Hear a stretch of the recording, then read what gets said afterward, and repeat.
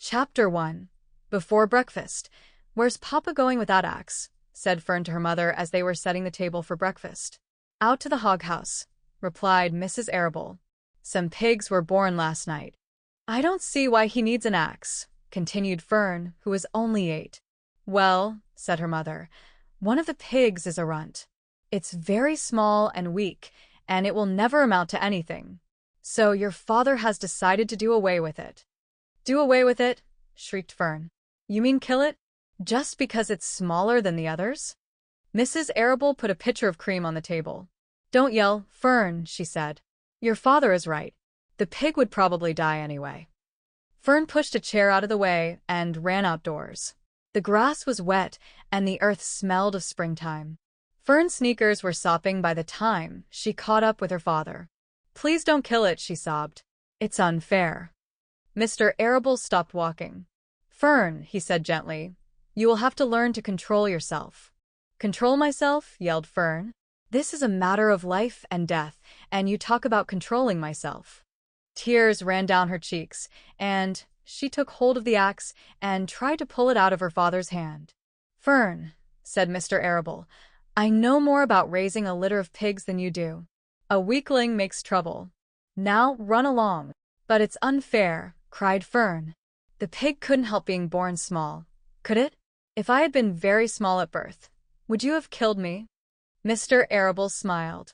"Certainly not," he said, looking down at his daughter with love. "But this is different. A little girl is one thing, a little runny pig is another." "I see no difference," replied Fern, still hanging on to the axe. "This is the most terrible case of injustice I ever heard of." A queer look came over John Arable's face. He seemed almost ready to cry himself. "All right," he said. "You go back to the house, and I will bring the runt when I come in. I'll let you start it on a bottle, like a baby. Then you'll see what trouble a pig can be." When Mr. Arable returned to the house half an hour later, he carried a carton under his arm. Fern was upstairs changing her sneakers. The kitchen table was set for breakfast, and the room smelled of coffee, bacon, damp plaster, and wood smoke from the stove. "Put it on her chair," said Mrs. Arable. Mr. Arable set the carton down at Fern's place. Then he walked to the sink and washed his hands and dried them on the roller towel. Fern came slowly down the stairs. Her eyes were red from crying. As she approached her chair, the carton wobbled, and there was a scratching noise. Fern looked at her father. Then she lifted the lid of the carton. There, inside, looking up at her, was the newborn pig.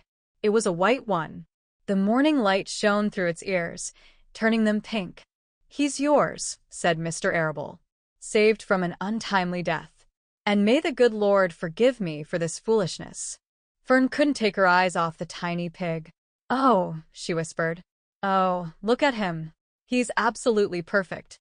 She closed the carton carefully. First she kissed her father, then she kissed her mother. Then she opened the lid again, lifted the pig out, and held it against her cheek. At this moment her brother Avery came into the room. Avery was 10. He was heavily armed, an air rifle in one hand, a wooden dagger in the other. "What's that?" he demanded. "What's Fern got?" "She's got a guest for breakfast," said Mrs. Arable. "Wash your hands and face, Avery." "Let's see it," said Avery, setting his gun down. "You call that miserable thing a pig? It's no bigger than a white rat." "Wash up and eat your breakfast, Avery," said his mother. "The school bus will be along in half an hour." "Can I have a pig, too, Pop?"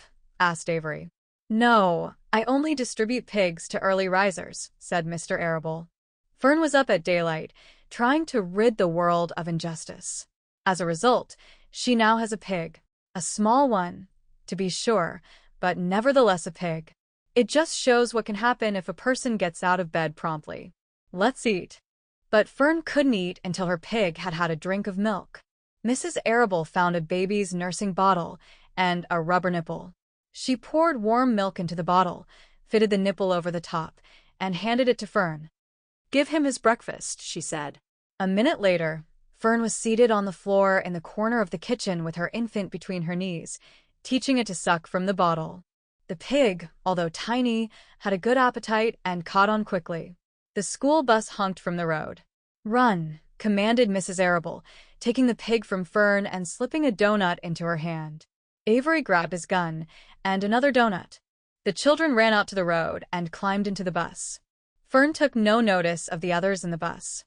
She just sat and stared out of the window, thinking what a blissful world it was and how lucky she was to have entire charge of a pig. By the time the bus reached school, Fern had named her pet, selecting the most beautiful name she could think of. "Its name is Wilbur," she whispered to herself.